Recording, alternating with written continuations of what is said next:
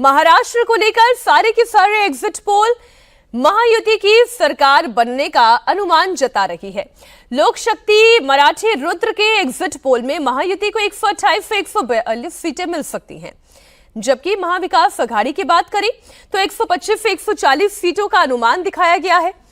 इसके अलावा अन्य के खाते में 18 से 23 सीटें जाने की संभावना भी जताई गई है। इसी तरह मेट्राइस की अगर बात करें तो इसके एग्जिट पोल में महायुति को स्पष्ट बहुमत दिखाया गया है।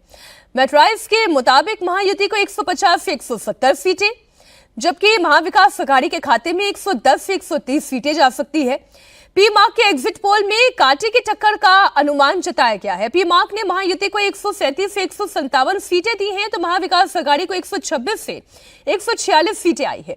इसके मुताबिक अन्य को 2 से 8 सीटें मिल सकती है। पीपल्स पल्स ने महायुति की एक तरफा जीत का अनुमान लगाया है। इसके मुताबिक महायुति को 175 से 195 सीट मिलती दिखाई दे रही है, जबकि महाविकास अघाड़ी को केवल 85 से 112 सीटें मिलने का अनुमान है। अन्य के खाते में 7 से 12 सीटें जाने का अनुमान है।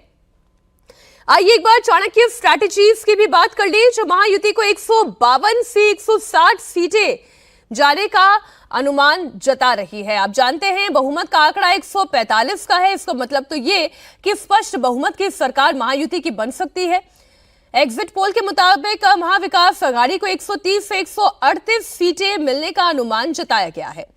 अब जेवीसी सर्वे का भी जिक्र कर देती हूं, जहां महायुति को 150 से 167 सीट, महाविकास अघाड़ी को 107 से 125 सीट, जबकि अन्य को 13 से 14 सीटें दी जा सकती हैं।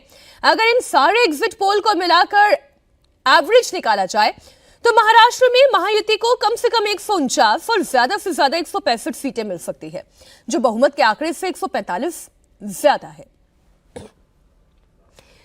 आइए पोल्स ऑफ पोल्स की भी बात कर लेती हूं, जहां महाविकास अघाड़ी को 114 से 132 सीटों के बीच आ सकती है, जबकि अन्य के खाते में 9 से 13 सीटें जा सकती है। अब एग्जिट पोल के बाद महाराष्ट्र के सभी दल देखिए अपने अपने दावे कर रहे हैं। महाराष्ट्र के डेप्यूटी सीएम देवेंद्र फडणवीस कह रहे हैं कि बीजेपी को जबरदस्त फायदा होने जा रहा है। महाराष्ट्र कांग्रेस अध्यक्ष नाना पटोले कहते हैं कि महाराष्ट्र की जनता ने महायुति को सबक सिखाने के लिए मतदान किया है। मुझे ऐसा लगता है कि जब जब वोटिंग परसेंटेज बढ़ता है तो बीजेपी को ही उसका फायदा होता है। तो मैं ऐसा मानता हूँ कि निश्चित रूप से ये जो बढ़ा हुआ वोटिंग परसेंटेज है, ये बीजेपी और हमारे अलायंस के लिए, महायुति के लिए ये फायदा हमको देगा और इसका फायदा हमको होगा। हरियाणा में भी कांग्रेस को सभी चैनल्स एग्जिट पोल कांग्रेस के फेवर में दिखा रहे थे, तो वहां तो उल्टा हुआ। लेकिन महाराष्ट्र में ग्राउंड रियलिटी अलग है। महाराष्ट्र में बीजेपी के और उनके अलायंस के बारे में लोगों में गुस्सा था, और गुस्सा लोगों ने पूरा ताकत के साथ वोट के माध्यम से सरकार पे उतारा है। आपने देखा होगा कि वोट परसेंटेज भी बहुत बड़ा है।